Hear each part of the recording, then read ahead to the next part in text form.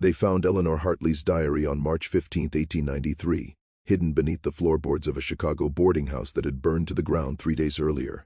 The fire had killed 4 people, but Eleanor wasn't among them. She disappeared 6 weeks before the blaze, vanished without a trace on a snowy January night.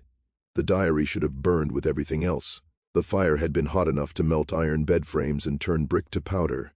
But the diary survived, its leather cover barely singed, its pages intact and readable, as if something had protected it, had wanted its contents to be found. Detective William Morrison had been investigating Eleanor's disappearance for weeks with nothing to show for it except dead ends and contradictions.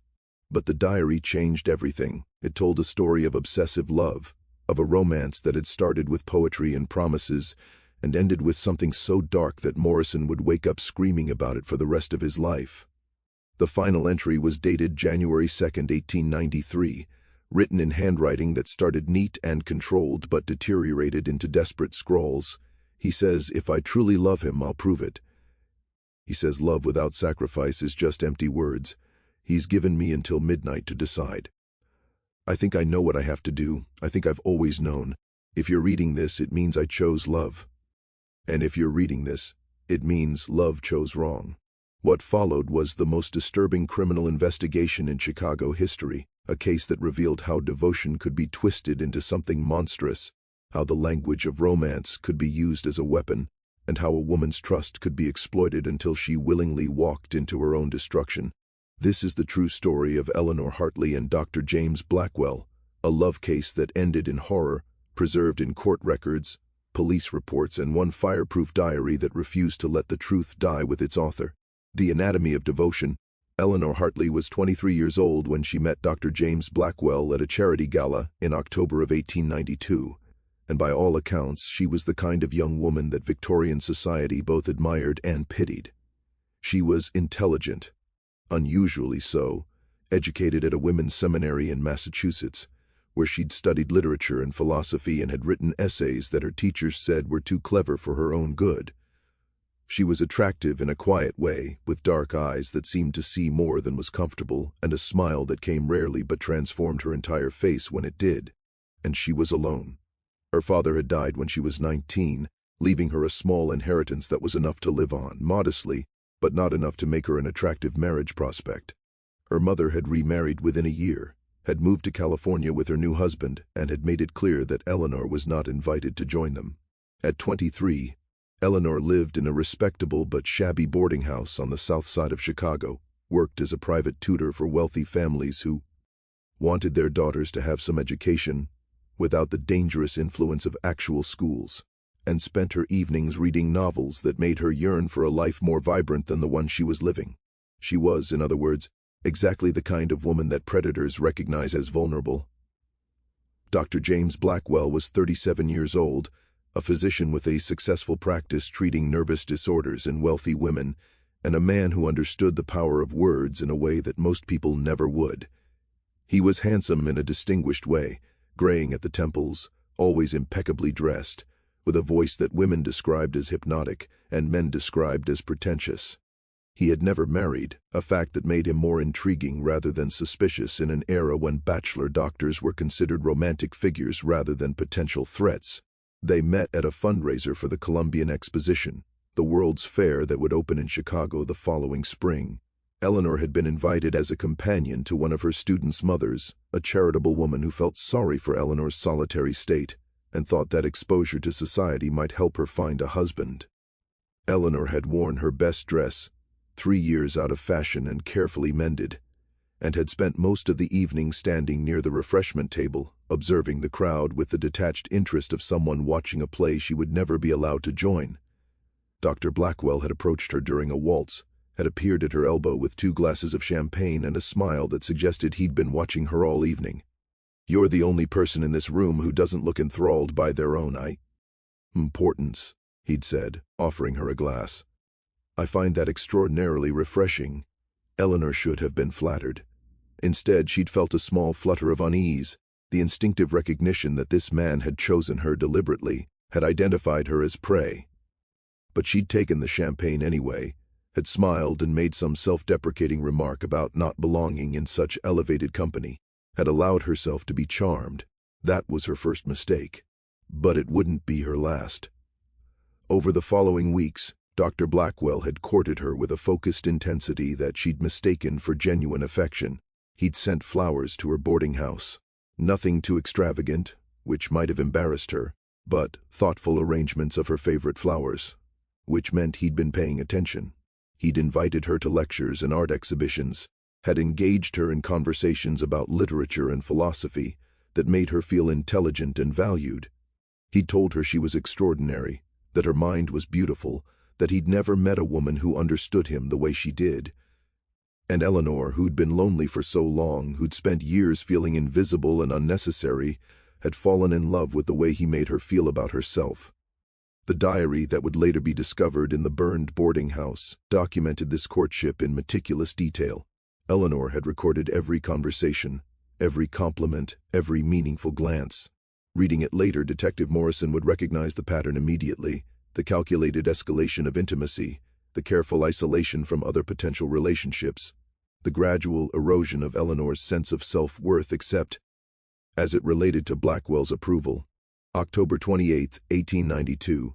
Dr. Blackwell says, "I have a rare quality of mind, that most women are content with superficial thoughts, but I seek deeper truths." He says this is what first attracted him to me, not my appearance, though he insists I'm more beautiful than I realize, but my capacity for profound feeling and understanding. He asked me today what I wanted from life, and I told him the truth. I want to matter. I want to be essential to someone. He took my hand and said, "You matter to me, Eleanor. You're becoming essential." I've replayed those words in my mind 100 times since this afternoon. Is it possible to fall in love with someone in just 3 weeks? Because I think that's what's happening to me. By November, Dr. Blackwell had begun introducing small elements of control into their relationship, testing boundaries in ways that Eleanor didn't recognize as manipulation. He'd suggest that certain of her friends were beneath her intelligence, that they were holding her back from becoming who she was meant to be. He'd express disappointment when she wore particular dresses or styled her hair certain ways, never quite criticizing but making his preferences clear through subtle reactions. He'd arrive unannounced at her boarding house and then act hurt if she seemed surprised or unprepared for his visit, as if her genuine delight at seeing him should override any other consideration. And Eleanor, desperate to please him, had gradually reshaped herself to match his expectations. November 15, 1892. I've stopped seeing Martha and Caroline. Dr. Blackwell is right.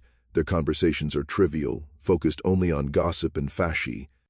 I used to think I enjoyed their company, but now I realize I was just grateful for any companionship at all.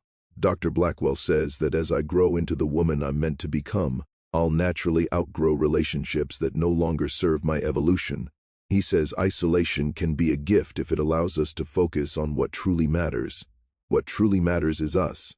I understand that now. By December, the relationship had shifted into territory that Eleanor's limited experience couldn't help her navigate.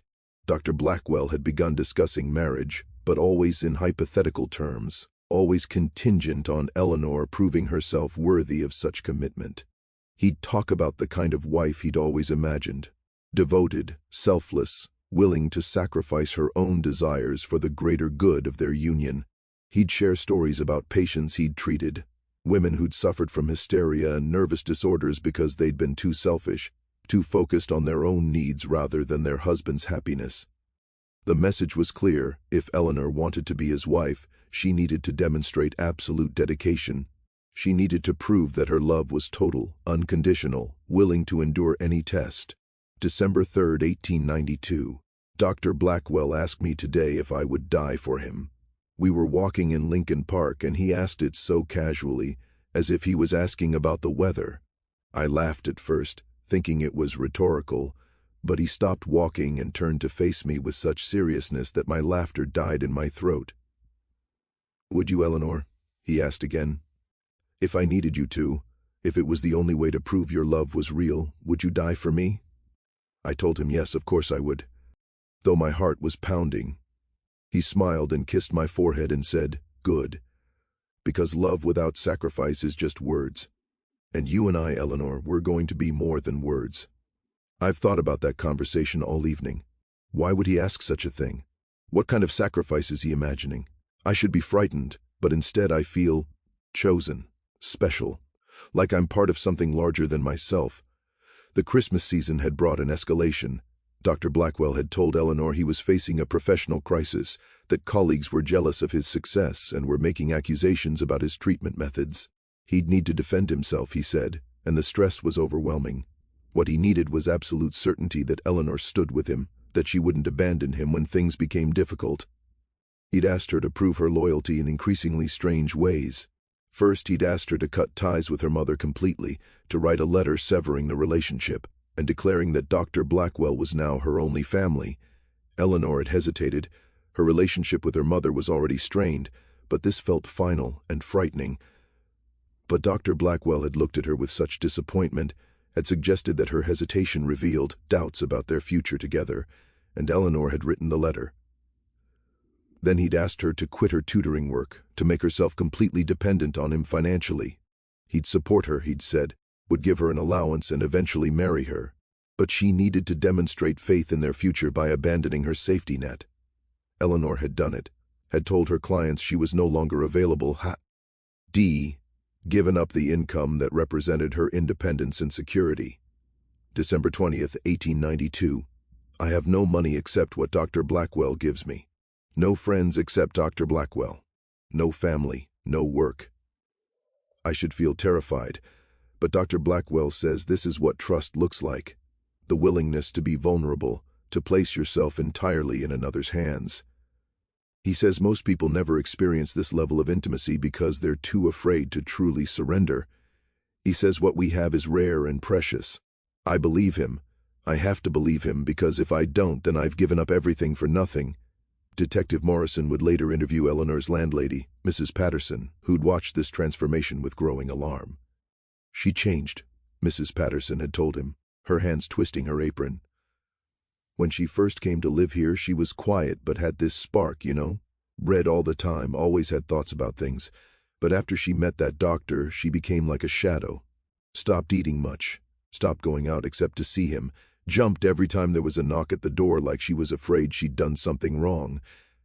I tried to talk to her once, asked if everything was all right, and she looked at me like I was speaking a foreign language. I'm happier than I've ever been, she said. But her eyes were dead, detective.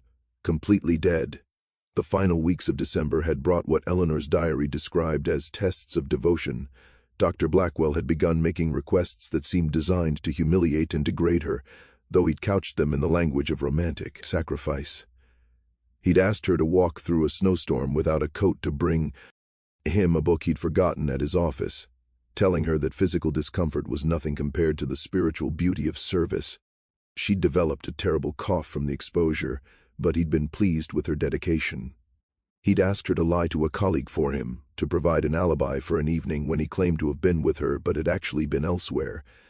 Eleanor hadn't known where he'd really been, but she'd lied anyway, had felt sick with the deception but had told herself it was a test of loyalty. He'd asked her to steal a piece of jewelry from one of her former students' homes, a small thing that wouldn't be missed, just to prove she'd do anything he asked. Eleanor had done it, had felt like a criminal, had cried herself to sleep that night, but had delivered the stolen brooch to Dr. Blackwell the next day. He'd seemed pleased, had praised her absolute devotion, had promised that soon all these tests would be over and they could finally marry. December 29th, 1892. I don't recognize myself anymore. I look in the mirror and see a stranger, someone who lies, who steals, who has abandoned every principle she once held sacred. Dr. Blackwell says I'm shedding my false self, that I'm becoming purified through surrender. He says the old Eleanor was built on society's expectations and limitations, but the new Eleanor is being forged in the fire of true love. I want to believe him. I need to believe him, because if he's wrong, then what I've become is monstrous. And if I'm monstrous, then I've destroyed myself for nothing. On January 1st, 1893, Dr. Blackwell had made his final request. He'd invited Eleanor to his home for a private dinner, had served her wine that made her feel dizzy and disconnected, and had led her to a room she'd never seen before, a basement space that he'd set up as a private laboratory for his research into nervous disorders. The room was dominated by a strange chair with leather restraints, beside which sat a cabinet full of medical instruments that gleamed in the lamplight like promises of pain. Dr. Blackwell had explained that he was conducting research into the nature of devotion, into the psychological and physiological limits of love. He'd been documenting Eleanor's transformation, he'd said, keeping detailed notes on how love could override self-preservation, how a woman could be conditioned to surrender her will entirely. And now he wanted to conduct a final experiment. He wanted to see if Eleanor would allow him to hurt her, not for treatment, not for healing, but simply because he asked. He wanted to see if her love was strong enough to override every instinct, every survival mechanism, every rational thought. He wanted to know if he'd successfully destroyed her capacity for self-protection. Eleanor's diary entry from that night was the second to last one she would ever write. January 1st, 1893. Dr. Blackwell showed me his research tonight. He showed me pages and pages of notes documenting every conversation we've had, every test he's given me, every boundary I've crossed. I thought he loved me, but he's been studying me. I'm not his beloved. I'm his subject, a specimen, a case study in how to break a woman's will and make her grateful for the breaking. I sat in his laboratory and listened to him explain how he'd identified me at that gala, had recognized me as particularly susceptible to this kind of manipulation because of my loneliness and intelligence. Smart women are the easiest, he said, smiling. They can rationalize anything if you give them a framework that makes them feel like they're choosing it themselves. He asked me to sit in the chair. He asked me to let him restrain me. He asked me to trust him to conduct his experiment, promising it would be the final test, the one that would prove I was capable of absolute love. I said no. For the first time in months, I said no. And do you know what he did? He laughed. He said, "You'll come back. You have nowhere else to go, no one else to turn to. I've made sure of that. You'll think about it for a day or two, and then you'll come back and sit in the chair because you'd rather endure anything I do to you than face the fact that you destroyed your entire life for a man who was only pretending to love you." He's right. That's the worst part. He's right. I have nothing. I am nothing. Everything I was, I gave to him, and he took it all and gave me back emptiness. I left his house tonight and walked through the snow with no destination in mind. I don't want to die, but I don't particularly want to live either. I've become exactly what he designed me to be, a woman with no will of her own, no sense of self, no purpose except in relation to him. Even my hatred of him is somehow wrapped up in love, twisted together so tightly I can't separate them. Tomorrow I'll make a decision. Either I'll find a way to reclaim myself, to become Eleanor Hartley again instead of Dr. Blackwell's experiment, or I'll go back to that basement and sit in that chair and let him finish what he started. Right now, you don't know which I'll choose. The final entry in Eleanor's diary was dated January 2nd, 1893. He was wrong about one thing. I do have a choice. I can refuse to be either his victim or his success story. I can remove myself from his experiment entirely. If you're reading this, it means I chose love after all. Not love for him, but love for the woman I used to be, the Eleanor who deserved better than what I allowed myself to become. I'm going to burn this diary along with everything else he gave me. Every letter and flower and false promise. I'm going to burn it all and watch it turn to ash. And maybe in the burning I'll find some kind of purification that doesn't require surrender. And if I don't survive what I'm about to do, at least I'll die as myself, not as his creation. That's worth something. That has to be worth something. That was the last entry. Eleanor Hartley had disappeared that night, and 6 weeks later, the boarding house had burned with Eleanor nowhere to be found. But the diary had survived. The Anatomy of Justice. Detective William Morrison was 41 years old and had been with the Chicago Police Department for 17 years when Eleanor Hartley's diary landed on his desk. He'd seen terrible things in those years, murders and assaults and cruelties that kept him awake at nights. But there was something about Eleanor's meticulously documented destruction that haunted him in ways that more obviously violent crimes didn't.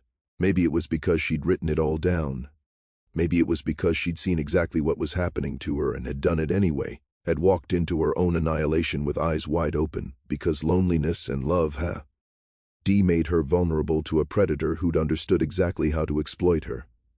Maybe it was because Morrison's own daughter was 22, bright and trusting, and reading Eleanor's diary had made him realize how easily it could have been her. Whatever the reason, Morrison had become obsessed with finding Eleanor Hartley and bringing Dr. James Blackwell to justice. The problem was that Eleanor had vanished completely, and without a body, there was no crime to prosecute. Manipulation wasn't illegal. Breaking someone's spirit wasn't against the law.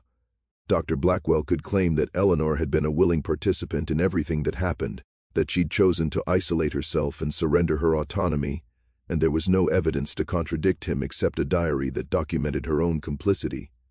Morrison had interviewed Dr. Blackwell 3 days after finding the diary.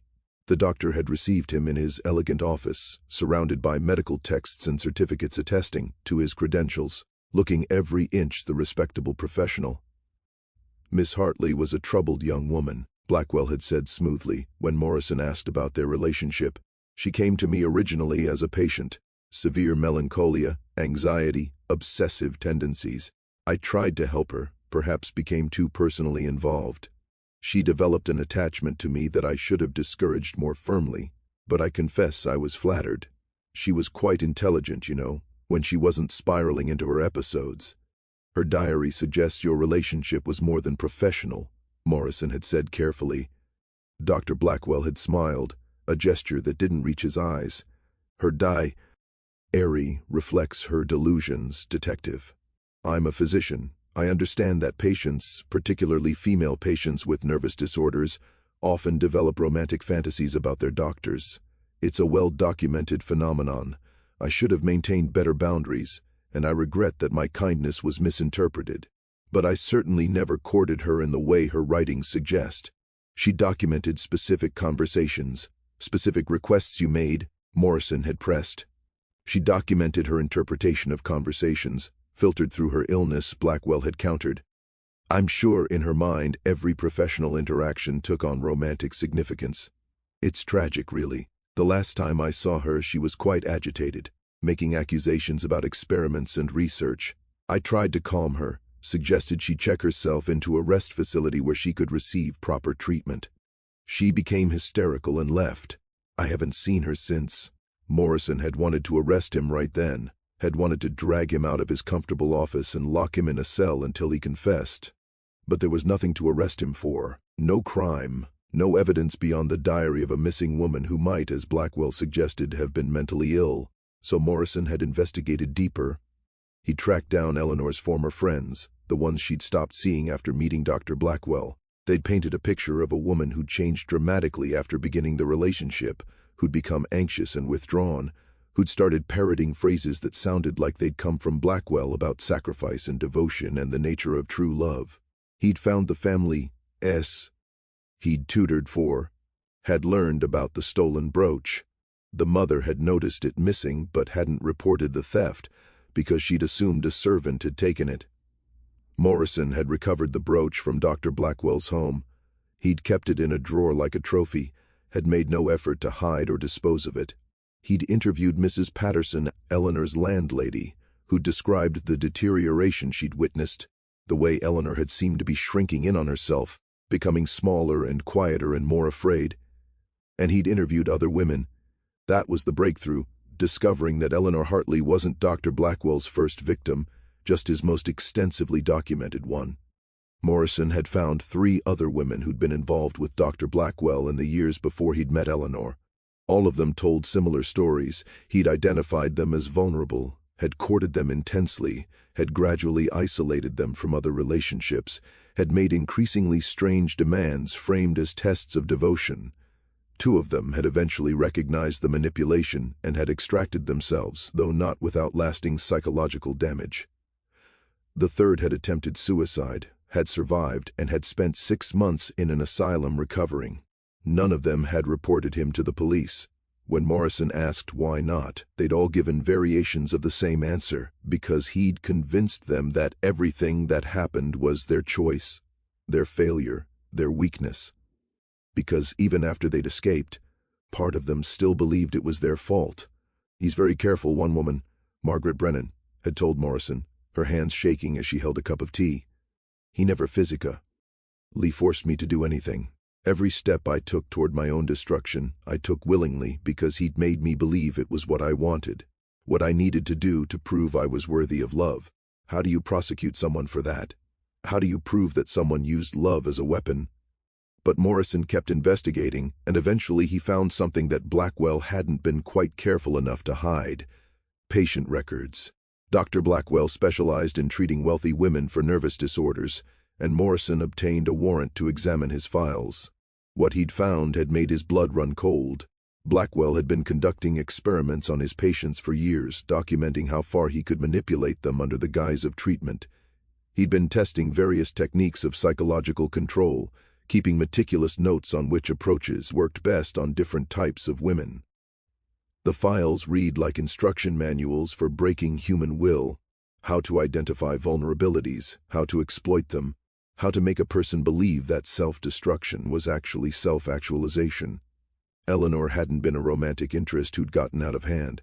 She'd been a deliberate project from the beginning, selected specifically because Blackwell believed she'd be an ideal subject for his research into what he called the mechanics of devotion. But even with the files, Morrison didn't have enough for murder charges because he still didn't have a body. He didn't even have proof that Eleanor was dead. She could have run away, could have started a new life somewhere else, could have simply vanished because she couldn't face the ruins of her old life. Then, in April of 1893, a body was found in Lake Michigan. It had been in the water for months, was badly decomposed, almost unidentifiable, but the woman had been wearing a locket that Mrs. Patterson identified as belonging to Eleanor Hartley, a small silver piece that had belonged to her grandmother, the only valuable thing she'd owned. The coroner's examination revealed that the woman had died from drowning, but there were ligature marks on her wrists and ankles that suggested she'd been restrained before entering the water. And there were other injuries, older ones, partially healed scars that were consistent with the kind of experiments described in Dr. Blackwell's research notes. Morrison had arrested Dr. James Blackwell on April 28, 1893, charging him with the murder of Eleanor Hartley. The trial had been a sensation, covered by newspapers across the country. It was one of the first cases to seriously examine psychological manipulation as a form of violence, to suggest that a man could murder a woman's sense of self just as surely as he could murder her body, and that one crime often led to the other. The prosecution had presented Eleanor's diary, had called the other women Blackwell had manipulated, had brought in experts who testified about the reality of psychological coercion and how it could override a person's capacity for self-protection. They'd argued that even if Eleanor had physically walked into the lake herself, Blackwell had put her there just as surely as if he'd thrown her in.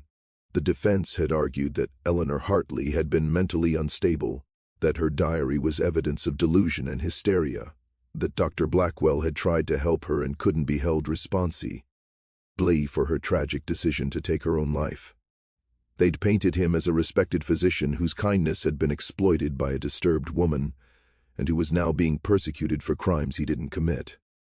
The jury had deliberated for 3 days. On May 15, 1893, they'd returned a verdict of guilty on charges of second-degree murder, acknowledging that while Blackwell might not have physically killed Eleanor Hartley, his systematic psychological torture had led directly to her death. It was a landmark decision, establishing legal precedent for holding manipulators accountable for the consequences of their manipulation. Dr. James Blackwell had been sentenced to life in prison. He'd died there in 1911, having never admitted guilt or expressed remorse, insisting until the end that he'd been a victim of hysteria and misunderstanding.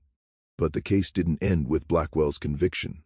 In the months following the trial, Morrison had received hundreds of letters from women across America, sharing their own stories of manipulation and psychological abuse, thanking him for taking Eleanor's case seriously, for proving that this kind of invisible violence was real and consequential.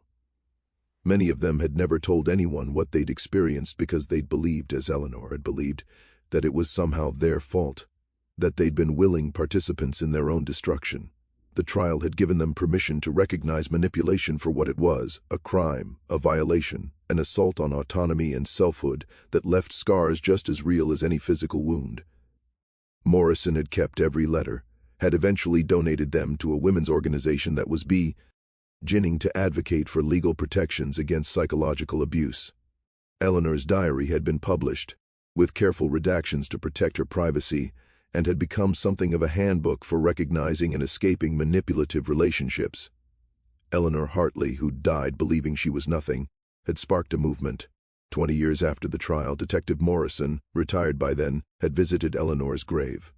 It was marked now, with a proper headstone paid for by donations from women who'd read her story and recognized themselves in her words. The inscription was simple: Eleanor Hartley, 1869 to 1893, she mattered. Morrison had stood there for a long time, thinking about the woman he'd never met, but whose thoughts he'd come to know intimately through her diary. He'd thought about how different her life might have been if she'd met different people, if she'd had a support system that recognized the warning signs, if society had taught women to value themselves instead of teaching them that their worth came from romantic devotion. But he'd also thought about the women who'd survived because of Eleanor's story, who'd read her diary and recognized the patterns in their own relationships early enough to escape. He'd thought about the legal precedents that had been set, the conversations that had been started, the slow shift in understanding that manipulation was violence and deserved to be treated as such. Eleanor had written in her final diary entry that if she didn't survive, at least she'd die as herself, not as Blackwell's creation. Morrison liked to think she'd achieved something even more significant than that. She'd died, but she'd lived on in every way. Oman, who'd read her words and chosen differently because of them.